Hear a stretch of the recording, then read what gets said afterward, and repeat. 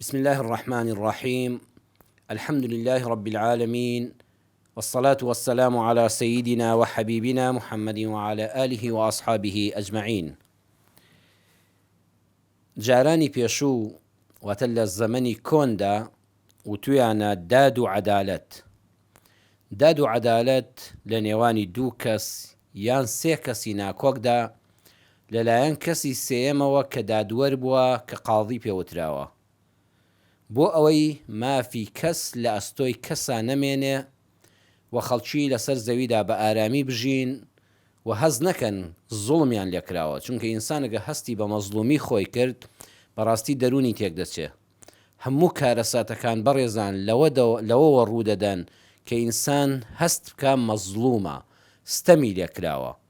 و کاتێکی ئینسان مرۆڤ لە ژیانی خۆی لە وڵاتی خۆیدا هەست بە ئارامی دەکا کە بڕوای وابێ و یەقینی وابێ دەسەڵاتێک هەیە مافی بۆ وەردەگرێتەوە، دەسەڵاتێک هەیە کاتێک کە ستەمی لێکرا ناهێڵە ئەم مەزلوم بێ یان بگاتە حەدی ئەوەی ئەم خۆی پەلامار بدا. دەسەڵاتی دادوەری لە وڵاتە زۆر گرنگە، بۆیە لە جارانێکی زۆوە لە درێژایی مێژووی مرۆڤایەتیەوە بابەتی داد و عەدالەت هەبووە. دەوڵەتان هاتن دوای ئەوە دادگایاندانە، مەحکەمەیاندانە. جاران کاتێک کە دوو کەس، سێ کەس، چوار کەس لەسەر بابەتێک گرفتێکیان هەبووە، کێشەیەکیان هەبوویایە، لە گوندێکە پەنایان بردووە بۆ ئاغای گوند، بۆ مامۆستای گوند، بۆ ڕیشسپیانی گوند، بۆ کەسێکی قسە ڕۆیشتووی زانا و دانا و ژیر کە قسەیان لەگەڵدا بکات. دوای ئەوەی کە کۆمەڵگەی مرۆڤایەتی فراوان بووە کە حکومەت و دەوڵەتان پێکهاتوون، دەوڵەتەکان مەحکەمەیاندانا، دادگایاندانا، دەستگای دادوەریاندانا. پاشان دەسەڵاتی ڕاپەڕاندن، سوڵتەی تەنفیزی، دەسەڵاتی جێبەجێکردنی دادەکەیان دانا بۆ ئەوەی ئەگەر دادگا حکمێکیدا، بڕیارێکیدا، بتوانێت دەستگای جێبەجێکردن حکمەکانی دادگا بچەسپێنێ، جێبەجێیان بکە لەناو کۆمەڵگادا. بەڕاستی پێویستە حاکم سێ سیفەتی تێدا بێ: سەربەخۆ بێ، ئازا بێ، ئازاد بێ. سەربەخۆ، ئازا، ئازاد. هەر حاکمێک ئەم سێ سیفەتەی تێدا نەبێ بەڕاستی ستەم لە خۆیشی و لە میلەتەکە و لە وڵاتەکەش دەکا. حەقوایە بڕاتەوە بۆ ماڵەوە و بڵێ بەڕێزان بەڕاستی من دادوەریم پێ ناکرێ، من پیاوی ئەو مەیدانە قورسە نیم، ئەگە بەڕێک و پێکی بیکەی سەرفرازی لای خوا و پاداشتی گەورەشت هەیە و لە دڵی میلەتی شاد جێگەت بە قووەتە. بەڵام هەر حاکمێک سەربەخۆ نەبێ، سەر بە حیزب و خزم و کەس بێ، هەروەها ئازا نەبێ، بوێر نەبێ، بە قەرز بترسێ و ئازاد نەبێ لە بیری خۆیدا. ئازاد نەبێ. حاکم کەی ئازاد دەبێ؟ کاتێک کە تێر و تەسەل بێ، کاتێک کە جەستەیەکی ساغی هەبێ، کاتێک کە نەخۆشی دەرونی نەبێ، واتە ئازادی هەبێ لە خودی خۆیدا، ئازادی دەستکراوەیی هەبێ لەلایەن دەوڵەتەوە کە کەس تەداخولی کارەکانی نەکا، ئەوە بەڕاستی دادوەر دەبێتە خێر و بەرەکەت بۆ وڵات، بۆ گەل و میلەت. دادوەر پێویستە جیاوازی نێوان ئاغا و ڕەعیەت، خزم و بێگانە، حیزبی و دژە دەسەڵات نەکا. ڕۆمەکان کاتی خۆی تەمسیلی خوای دادیان کردووە بەمە. هاتوون و تویانە ئافرەتێکی چاوبەستراوە، ئافرەتێک چاوی بەستراوەتەوە، دەستێکی تەرازوویەکی پێیە، دەستەکەی تری شمشێرێکی پێیە. ئەمە نەعوذ بالله کە خوا هەر تاکو تەنها بێ شەریکە، ئەوان دیارە بەو شێوەیە تەعبیریان لێدا و تویانە ئەمە خوای دادە، ئەمە ئەو خوایە کە دادگەری لەسەر زەویدا دەچەسپێنێ. نەعوذ ئەوە کاتی بتپەرستی بۆ ئیسلام ئەوانەی لە ناو برد. ئیسلام ئەم بابەتە پەسند دەکا، یعنی نمونەکە جوانە تەقریبان. هاتون و تویانە داد، حاکم، دادوەر وەکو چی وایە ئافرەتێکی چاوبەستراوە، دەستێکی تەرازوو، دەستێکی شمشێر. یعنی چی ئافرەتێکی چاوبەستراوە؟ ئافرەت یعنی چی بەڕێزانی؟ یعنی سۆز و میهرەبانی.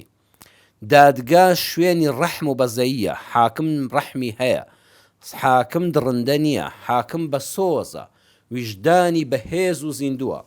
بەڵام بۆ چاوی بەسراوەتەوە ئەم هەموو ڕەحم و بەزەییەی دادوەر نابێ کارێکی وا بکە کە تەرازووی داد لار بێ، لەبەر خاتریەوەی سۆزم بۆ فڵان کەس کە تاوانێکی کردووە دەجوڵە ڕەحمی پێ بکەم.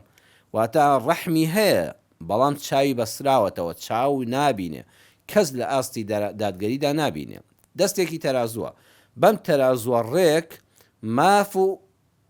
مافی بەرامبەر دیاری دەکا شێستەم کارە شێستەمی لێکراوە بەدەستەکەی تر شمشێرێکی پێیە واتە بەم شمشێرە ئەو یاسانەی کە دەری کرد کە مەزلومی دیاری کرد و زاڵمی دیاری کرد بەم شمشێرە دیفاع لە مەزلوم دەکا وەکو ئێستانیە حاکم بەس بڕیار دەرکە وەرە ئێستا بڕۆسەیری هەرێمی کوردستان کە بە هەزاران خەڵک هەیە ئەگە نەڵم بە سەدان خەڵک هەیە بە سەدان خەڵک هەیە فەرمانی گرتنی لە دادوەرەوە دەرچووە وەک بەرزەکی بانان بۆی دەسوڕێتەوە ئیلا مەگە فەقیر و هەژارێک فەقیرە پۆلیس بتوانە بیگرێ ئەوەی تری بە چەک و سیلاحی خۆیەوە بەداخەوە دەسوڕێتەوە واتە دادوەر بڕیاری خۆی داوە کە ئەمە تاوانبارە ئەمە مجریمە بەڵام شمشێرەکەی پێ نییە کە بتوانێت تەنفیزی حکومەکەی پێ بکە جاران وابوو بەڵام کە مرۆڤایەتی پێشکەوت لە شارستانیەتیدا هەروەها لە کۆمەڵایەتیدا مەبەستێکی تر لە داد زیادی کرد کە بابەتی وتاری ئەمڕۆمانە لە زنجیرە باسی ئاگادار بە ئەویش دادی کۆمەڵایەتیە مەبەست لە دادی کۆمەڵایەتی ئەوەیە دەوڵەت و دادگەری لەگەڵ یەکهەیەکەی کۆمەلگا و گەلدا جێبەجێ بکرێ دەوڵەت بە دادگەری لەگەڵ تاک بە تاکی کۆمەلگادا تەعامل بکە هەڵس و کەوت بکە جا هەروەکو مرۆڤی زاڵم هەیە مرۆڤی ستەمکار هەیە مرۆڤی دادپەروەریش هەیە بە هەمان شێوە دەوڵەتەکانیش دابەش بوون بۆ سەر دوو بەش دەوڵەتانی ستەمکار دەوڵەتانی دادپەروەر و مافپەروەر دەوڵەتی دادپەروەر چییە؟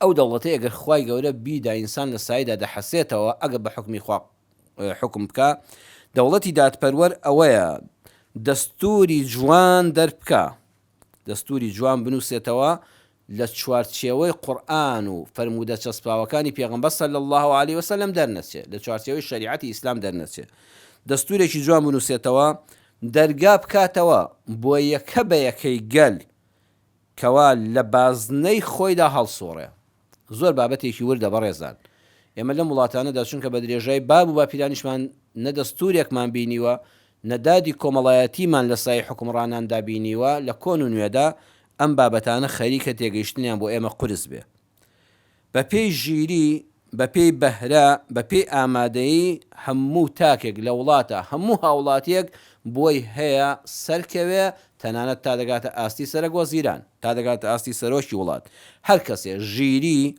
بەهرە ئامادەیی بە پێی ئەوەی کە ئەم سیانەی هەیە ژیری بەهرە ئامادەیی بە پێی ئەم سیانە بازنەی کراوەی بۆ هەیە بۆی هەیە هەوڵدا پێشکەوێ کوڕی کابرایەکی جوتیار و هەژار و پاکەرەوەی سەرزادە لەگەڵ ڕێزمدا بۆی هەیە بێتە سەرۆکی وڵات ئەگەر ئەمە هەبوو لە وڵاتە ئاوا دەرگا کرابەوە بۆ کەسانێک کە پێ بگەن و تێبگەن ئەوە پێی دەوتێت دادی کۆمەڵایەتی لە وڵاتەدا هەیە بازرگان جوتیار خوێندکار دەبێت پێداویستی کارەکەیان بۆ دابین بکرێ دەوڵەتیش لە کۆتاییدا بازیان لێوەردەگرێ هەروەها دەوڵەت واجبە لەسەری تەواوی پێداویستی ژیانی سەردەمیانە لە شوێنی نیشتە جێبوون لە هەلی کار لە ئاوی خواردنەوەی پاک لە کارەبا لە سوتەمەنی لە خوێندن لە خەستەخانەی حکومی لە ئەمن و ئەمانی لاشە و ماڵ و سومعە و کەرامەت بۆ هاوڵاتیانی دابینکە هەر وڵاتێک هەر دەوڵەتێک نەیتوانی ئەمانە بۆ هاوڵاتیانی دابینکە ئەوە دادی کۆمەڵایەتی تێدا نییە بەداخەوە ناتوانی بیخەیتە ڕیزی دەوڵەتانی دادپەروەرەوە نوقسانی هەیە گەورەترین بربەست و قۆرت لە ڕێی دادی کۆمەڵایەتیدا دابەشبوونی داراییە لە ناو کۆمەڵدا بە جۆرێکی ناڕێک و ناپەسەند سەرمایەداران تا هاتنی ئیسلام تا هاتنی پەیامی پێغەمبەران بەگشتی لە پێش ئیسلامیشدا کە پەیامی پێغەمبەران هەمووی هەر ئیسلام بووە سەرمایەدار پارەی دەدا بە هەژار بەڵام سووی لێوەردەگرت دەیکرد بە کۆیلە بۆیە لە پێش ئیسلامدا و هەر وەختێک کۆمەڵگای مرۆڤایەتی لە پەیامی پێغەمبەران لایدا بێ سەلامی خوای لەسەر بێ زەویەکی گەورە چەند هەزار دۆنمی هی یەک کەس بووە هەزار کەس بۆ نمونە لەو گوندەدا ژیاوە یەک کەس خاوەنی زەوی و مڵک بووە 999 بەنانسکی کاری بۆ کردووە ئێستاش بەداخەوە زۆر جاروا هەیە یەک کەس بەرهەم دەخوا و دەوڵەمەند دەبێ، بەڵام 999 کەس هەمووی بۆ ئەم کار دەکەن. بمرێ لە برساندا هەژارێک کولێرێک بە خۆڕایی نییە. ئەم کەسە کە ئەوەندە دەسەڵاتدارە بەهۆی سەرۆت و سامانەوە ئەڵێ ئەگەر دەتەوێت لەگەڵ مابی خەڵکم بۆ بکوژە کارم بۆ بکە. ئەم دوانەیە خەڵکم بۆ بکوژە کارم بۆ بکە، من ئاغا و تۆژێ دەستە ئیتر بەیەکەوە دەژین. بەڵام ئیسلام هات ئەمەی لابرد.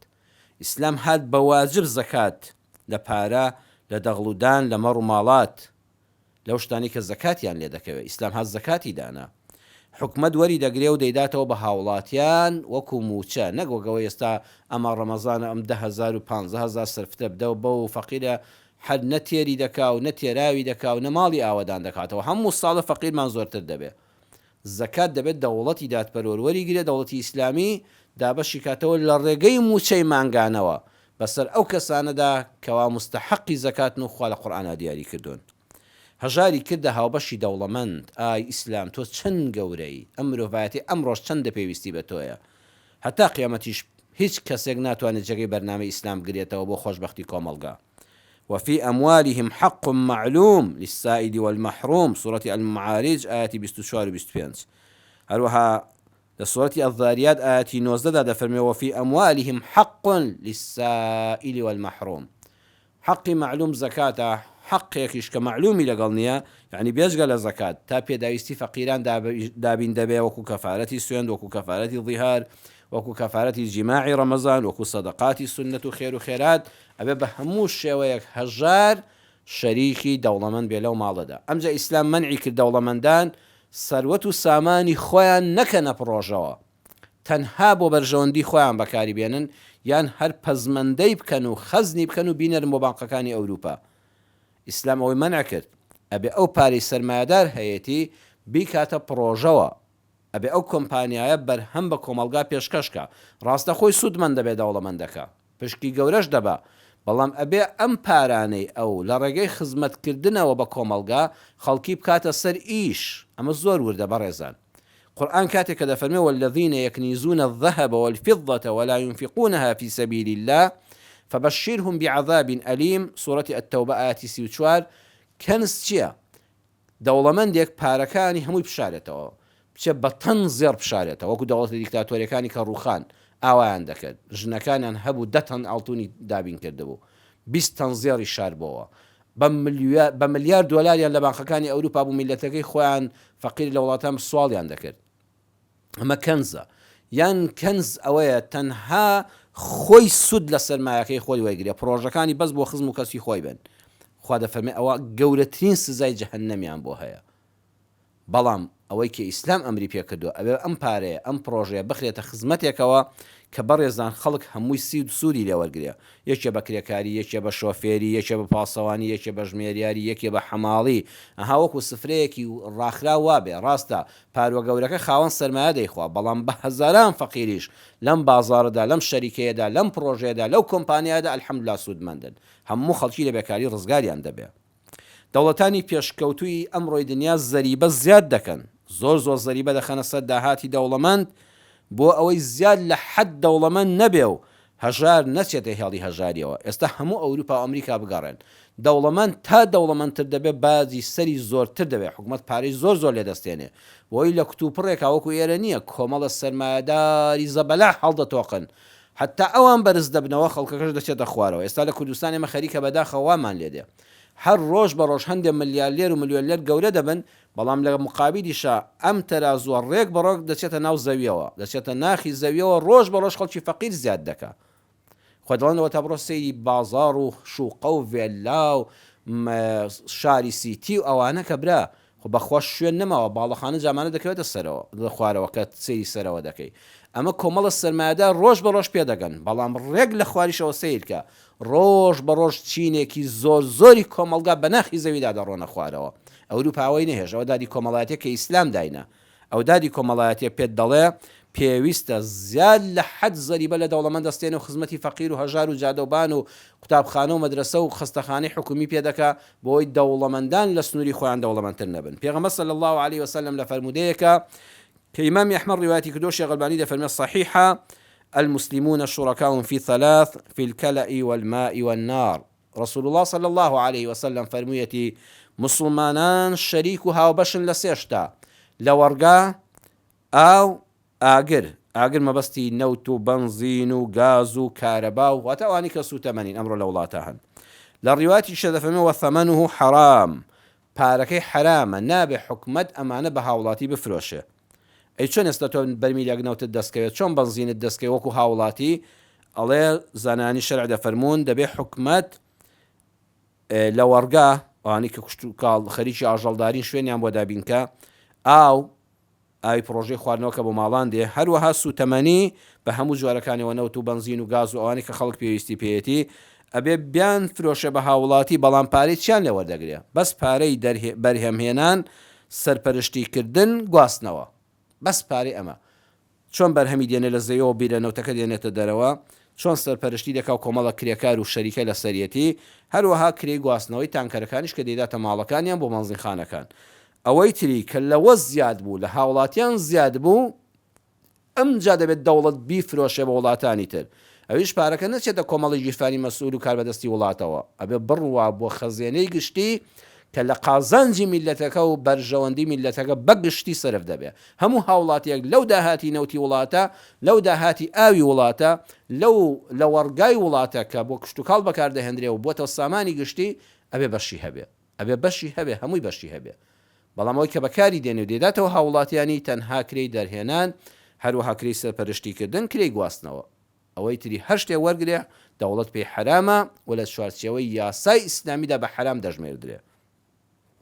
سامانی گشتی وەکو ڕێوبان، باخە گشتیەکان، ڕۆخی جۆگە و ڕووبار و دەریاکان نابێ کەس بۆ خۆی قۆرخیان بکە، نابێ کەس تەلبەندیان بکە، نابێ کەس ساریان لێ ڕابگرێ. سەیری وردی ئیسلام کەن بەڕێزان.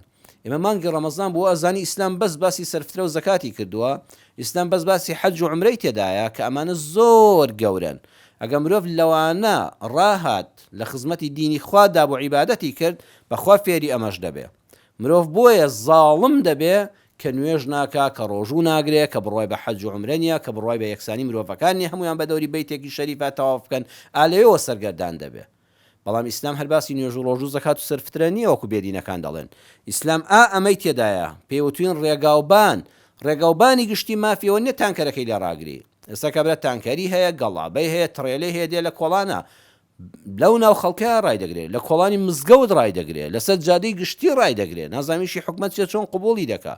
خۆ خەڵکیش نابێ بچێ بە گشت بچێت، چەند کارە سات دەقەومێ لە گەڕەکەکاندا ژینگە پیس دەکا، ئەبێ بیان خاتە دەرەوەی شار. ئەمانە مڵکی گشتین، نابێ باخە گشتیەکان بەکاربهێنرێن. چەند باخی گشتی شوێنی باخ و باخا دراوە بە مەسئول و کراوەتە شوێنی پرۆژەی نیشتە جێبوون، یان کراوەتە شوێنی ماڵ بەداخەوە.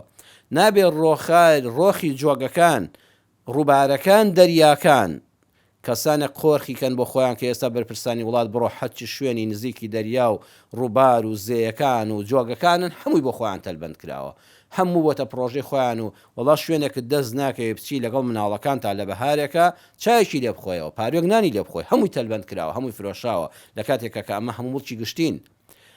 لە ئیسلامدا نابێ قوتابخانە، زانکۆ، خەستەخانەکان ببنە مڵکی تاکە کەس، نابێ بەهۆی مەکتەبەوە کاسبی بکرێ، نابێت زانکۆ بێتە شوێنی بەدەستێنانی پارە، نابێت خەستەخانە بکرێتە شوێنی بەدەستێنانی پارە و بازرگانیکردن بۆ گیرفانی چیە؟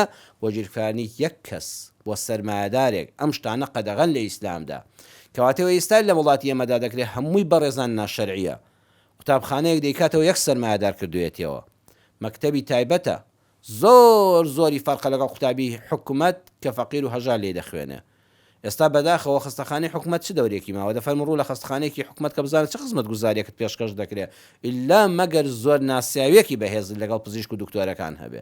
ئەوەی تری هەمووی ڕەوانە دەکات بۆ پزیشکی تایبەت، بۆ خستەخانەی تایبەت، نەخۆشخانەی ئەهلی کە ئەمانە بۆ حکومەتیش نێدا هاتەکەی. ئەگە بۆ حکومەت وایە خێر و سیا نەخۆشخانەیەکی ئەهلی بووایە هەندێک دکتۆری سوودیان ببینایە، پارە گشتەکەش کە دەمایەوە بچوایە خەزیێنەی دەوڵەتەوە لە وەزارەتی دارایەوە دابەشی سەر فەقیر و هەژار و خزمەت گوزاریەکانی وڵات بکرایە. نەخێر تەنها یەک سەرمایەدار سوودی لێوەردەگرێ. خوێن بە سرنج لەو فەقیر و هەژارە دەستێنن، بەڕاستی خوێن لێدەمژن کاتێ دەچێ خەستەخانەیەکی ئەهلیەوە. لە پێناوی چێش؟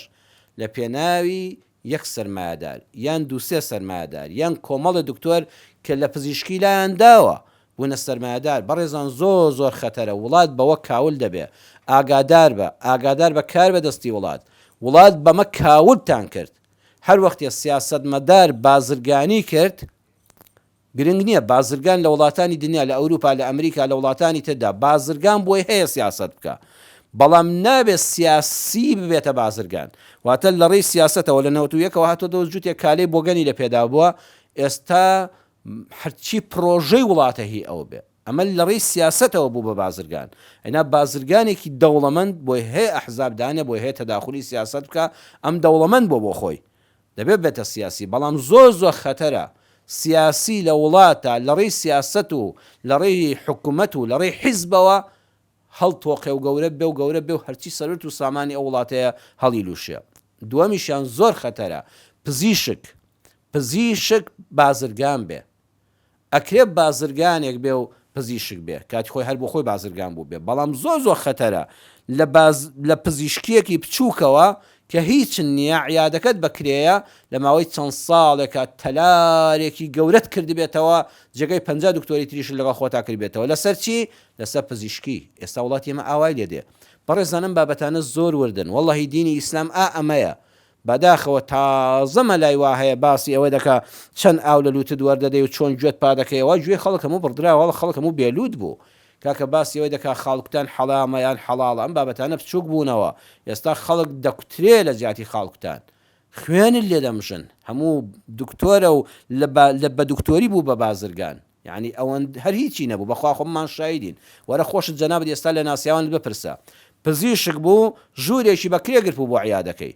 هەر معقولە لە ماوەی 12 ساڵە تەلارەکەی 7 قات بە ئاسمانە بڕوا و لەسەر 1000 متر 2000 متر بینا بکە ئەمە لەکوێ بوو سیاسەتمەدارێک کە دەستی کردو بە حیزبایەتی و لە دوای نەوەتەکانەوە خەڵک بەزەیی پێدا هاتوێتەوە خەڵک سەرفترە و زەکاتی داوەتێکە لە ئێران و لە توران و لە کەرەج و لە تاران گەڕاوەتەوە هەر هیچی نەبووە ئێستا معقولە کابرا بە هەزاران پرۆژەی ئەم وڵاتەی هەیە تۆش بابوو باپیرت مەڕدار بوو خانەدان بوو دیوەخانی هەبوو ئێستاکان لەژێر سفرەوە دەناڵێنی لەژێر هەژاریەوە دەناڵێنی ئەمە خەتەرە بۆی ئیسلام پێت دەڵێ پەروەردە و فێرکردن قوتابخانەکان زانکۆکان خەستەخانەکان نابێت لە دەستی گشتی دەربهێنرێن و ببنە دەستی تاکە کەس خوێنیان پێدەمژێ سێ شوێنی پیرۆزن سێ شوێنن بۆ پێگەیاندن و خزمەتی مرۆڤن نەک بۆ خوێن مژین و ئیسلامی ئێمە هەر هەموو ئەمانەی بۆ باس کردوین پێغەمبەری صلی الله عليه وسلم لە فەرمودەیەکە کە ئیمام ئەحمەد ڕیواەتی کردو دەفەرمێ من سره أن يزحزح عن النار ويدخل الجنة فلتأتيه منيته وهو يشهد أن لا إله إلا الله وأن محمد رسول الله وليأتي إلى الناس الذي يحب أن يؤتى إليه هل كسيك حزدك إلى آغد الرزقارد بي أرى والله أي پروردگارە يا ربي خواه لآغري دۆزەق بمان پارێزی دەی هەر کەسێ حەز دەکات لە ئاگری دۆزەق ڕزگاری بێ و بە سەلامەتی و بە سەرفرازی بچێتە بەهەشتەوە بە شاهیدی بدا کە هیچ پەرستراوێک نییە لە کەون و کائیناتدا جگە لە ئەڵڵا و شاهیدی بەدڵ بدا یەقینی هەبێ کە محەممەد پێغەمبەری خوا صلی الله عليه وسلم خاتەمی هەموو پێغەمبەرانە هەروەها وليأتي إلى الناس الذي يحب أن يؤتى إليه ئاوات بخوازێ ئەوەی کە بە خۆی دەگا بڵێ یا ڕەبی خوایە هەموو کەسیش لەو خێر و بەرەکەتەی پێ بگە هەوڵ بدا ئەوەی کە بۆ خۆی دەیەوێ بەدەستی بێنێ بێوێ لەم خێر و بەرەکەتەش بەدەستی خەڵکی بگا واتە کەسێکی دڵپاک بێ کەسێکی دڵساف بێ کەسێک بێ حەسوود نەبێ کەسێک بێ دەستی خێری هەبێ کەسێک بێ دەستی درێژکە خەڵک لە خنکان ڕزگارکە نەک خەڵک لە چاڵە نقمکە ئەگەر وابووی شایەتمانی بە حەقت هێنا بەخوا بە پێغەمبەر صلی الله عليه وسلم و ناخێکی پاکت هەبوو و دەستت بە خوێنی مرۆڤەکان سوور نەبوو و دەستت لە ماڵی گشتیدا نەبوو و بە ئەندازەی ئەوەی دەسەڵاتت هەبوو بەنێتی ناودڵیشت خێرت چەند بۆ خۆت دەویست ئەوەندەش داوات دەکرد خوایە موسڵمانان هەبوو بن خوایە موسڵمانان خۆشبەخت بن خوایە موسڵمانان حەساوە بن والله موژدە لێوێ خوا لە ئاگەر ڕزگارت دەکا و بە سەرفرازی دەچیدە بەهەشتەوە دەی یا ڕەبی خوایە جێگامان بەهەش بێ بە گەورەی خۆت لە سزای دۆزەخ بمان پارێزی نیەتمان خاوێن کەی وڵاتمان ئاوەدان کەی پەروەردگارە ئەم کوردستانە لە هەموو بەڵاو موسیبەتێک بەدوورکەی. یا ڕەبی خوایە ئەم وڵاتی کوردستانە لەگەڵ هەموو وڵاتانی جیهاندا لە نەخۆشی خراپ، لە نەخۆشی بەربڵاو، لە هەژاری، لە ستەمکاری، لە چوونەژێر دەستی دوژمنان، یا ڕەبی خوایە پارێزراوکەی. خوا دادی کۆمەڵایەتی لە ژێر سایه ئیسلامدا لەم کوردستانە و لە تەواوی جیهاندا بچەسپێ، هەژارەکان بحەسێنەوە، دەوڵەمەندەکان بەختەوەر بن بەوەی یارمەتی هەژاران دەدەن و حەقی خوا لە ماڵەکانیان دەردەکەن و ماڵێکی پاک و پوخت پێشکەش بە خۆیان و بە کۆمەڵگا دەکەن. خوا ڕەحم بە حاڵی هەموو لایەکمان بکە، تاعات و عیبادەتمان قبوڵ کە. آمین والحمد لله رب العالمين والسلام عليكم ورحمة الله وبركاته.